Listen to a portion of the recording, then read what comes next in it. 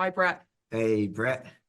Right on here chatting with Ellie and Dwayne about this amazing show. I don't even know where to start with this. The completely made up adventures of Dick Turpin, uh, premiering Friday, March 1st, consecutively on Apple TV Plus. Thank you for your time, both of you. It's great to meet you. A pleasure. Thanks for having us. Okay, so I don't even know where to start. Literally, this is all of the Benny Hill, Monty Python vibes. If they all had a baby and like Downton Abbey watched, this would what would come out of it. It's just crazy. Ellie, we'll start with you. How fun is this project for you to be a part of? I mean, it's just hysterical. Yeah, you said it. It's like a real dream of like an amalgamation of so many mad, enticing, eccentric elements. The scripts were really funny, and the kind of scale of the project was amazing, and the fact that like we get to do comedy while shooting guns and like playing opposite like some of my comedy heroes. So that was just like such a pleasure and a privilege. Yes. Well, Dwayne, you play such a fun character, Honesty Courage. I mean, again, it's just so much fun. What was it like sharing scenes with some of these people? I mean, it's on such a grand scale. I mean, you've got the cinematography, you've got the music. I mean, it really is blockbuster-esque in that sense. I mean, it's just so fun.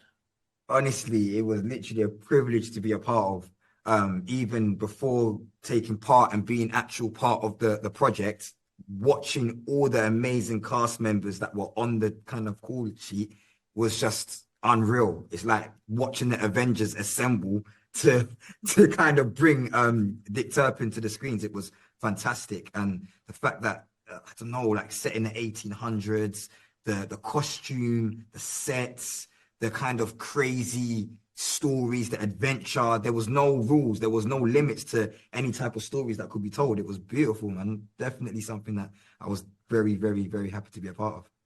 Yes, well, you both have mentioned this already and a little alluded to the fact of what's important to you in telling stories like this. But Ellie, for you, and then the same for you, Dwayne. And by the time we get to you, we'll probably wrap. So you have a few minutes to study for the quiz, so to speak. But like, what is important for you as a storyteller, Ellie? Like, what do you look for when choosing a project in particular like this? I mean, I always think character is really exciting. Like I come from like a comedy background, and and also like a comedy character background. So a chance in which not only I can like immerse myself in who I'm playing and find who I'm playing really exciting, but be like, oh, that's a brilliant character as well. And that is someone who's like weird and idiosyncratic, and I can make totally my own. I personally think that that's like a really exciting draw to a project for sure. Mm.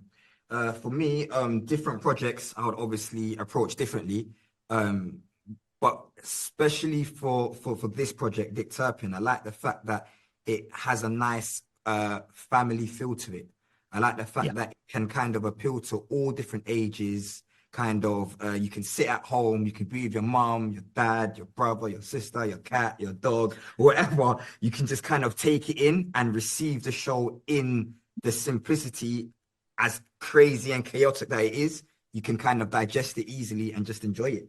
And I think for this specific project, that's why I feel like I was drawn to it for sure.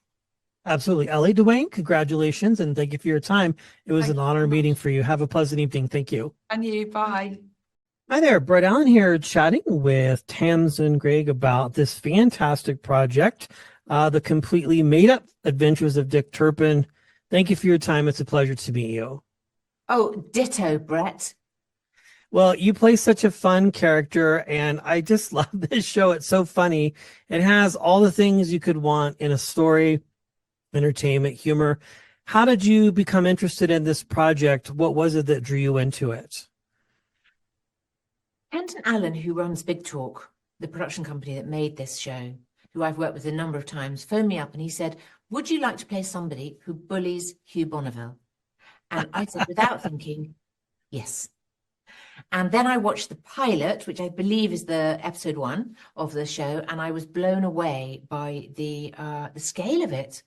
You know, it's a big show, and it's the very high production values, beautiful cast. It made me laugh because I generally don't laugh when I'm watching stuff. And I found myself laughing and then was surprised by where the noise had come from, and it was my own face. And so I thought, well, yeah, I think I'd like to be in the party. Yeah. Well, Hugh Bonneville, you mentioned, we'll be speaking with him shortly, of course, of Downton Abbey fame and all of these great things.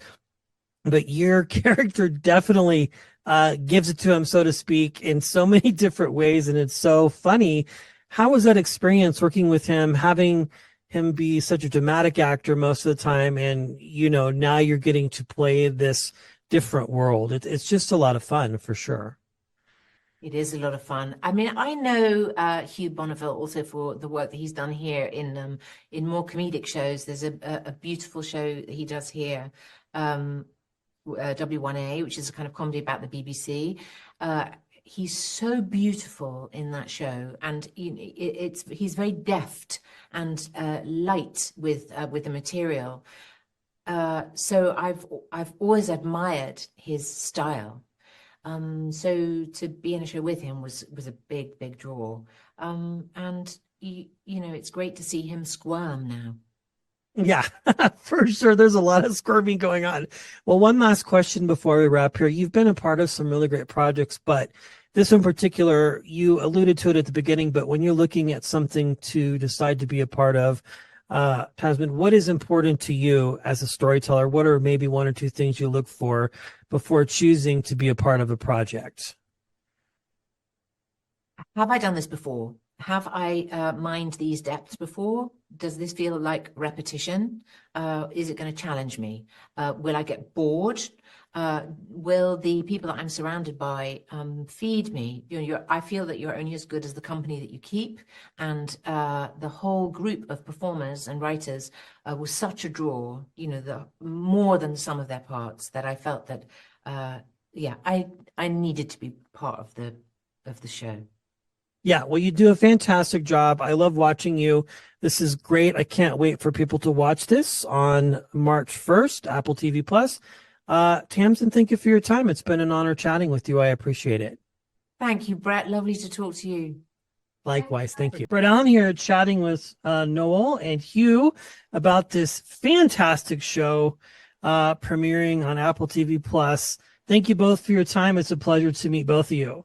And you. Hello, Brett. Nice to meet you. Yes, well, I've interviewed your entire cast today. This has just been one fun ride to watch. We'll start with you, Hugh. This is fun. It's different. I mean, you've played comedic roles before, but this is going from, say, Paddington, which my 9-year-old would be familiar with, to this is completely different. How does this feel for you to have this project out and for people to watch and enjoy? Oh, well, it's very exciting because, 10 years ago, it would be no concept of a button being pressed and it being able to be seen all over the world. So that's exciting. So the fact that it can be tuned into by people all over the world and can see what British comedy has to offer, or a slice of it anyway. Mind-bending, isn't it? It is. It's quite a weird thought. Yeah. And in terms of the show itself, it's a wonderful piece of escapism, and to play a character like Jonathan Wilde, who wants to be the worst baddie in the world, but keeps being undermined by nice people around him like Dick, and his own son, because he's got childcare issues, having to come with him on his nefarious journeys. It's a fun comedic environment to play. Yes. And yeah, in the world of streaming now, it's so fun because we can watch things and really get the full experience of this and to really just embrace it and enjoy it. I'm interested to know, Noel, I mean, how do you come to the table with this idea? Where did the process begin for you for this telling stories like this? It was a bit of a return to scripted comedy for me, because after The Mighty Boosh, I did that for 20 years, and I'd sort of steered away from that kind of stuff because it was such a unique experience that Judah and I went through, you know. Yeah, I just couldn't quite sort of ever find anyone else that I wanted to work with in that way. And so I ended up being on the Great British Bake Off, which I didn't imagine for myself, which was a very strange avenue to go down for me, but I really loved it, and I still love it. It's brilliant. But yeah, this was a bit of a return to scripted comedy for me. So it was the production company who said, do you want to play Dick Turpin? And I was quite intrigued by that. And I thought there was definitely quite an interesting way of playing him in a modern way, to make him a vegan and a pacifist and a dreamer and an inclusive character in charge of these hardened criminals and trying to sort of navigate through that 18th century world of robbing stagecoaches and almost getting hung. I thought this would be, you know, there'd be a good tension there. So, and then we wrote this character of the thief taker, and we did think about Hugh Bonneville for that part, but we thought he'll definitely say no. And he said yes, so we were all really excited. And there's some brilliant people in the show, and there's a great director. So and Apple were very supportive and, you know, wanted to make the show. So everything sort of felt quite organic and it evolved quite naturally, you know. And there's a good budget for the show, so it's quite filmic in some ways and quite sort of action-packed, even though the director is also very forensic with the jokes, and, you know, the jokes are as important as the look. So, I don't know, everything fell into place. It felt like the right time to do another show like this. And it felt like it was very different to most shows that are on at the moment, you know? It's quite escapist and quite silly and quite whimsical and surreal. More in the vein of Monty Python rather than The Office, which I love The Office, but, you know, there's been a lot of shows like The Office because of The Office. And so it felt like this was going back to the sort of roots of British comedy with Spike Milligan and Peter Cook and Monty Python and that kind of thing. Yes, 100%. All of the things. Well, congratulations, Noel, Hugh. Thank you for your time, and congratulations on this wonderful project. I can't wait for people to watch. I appreciate both of your times. Thank you. Thank you.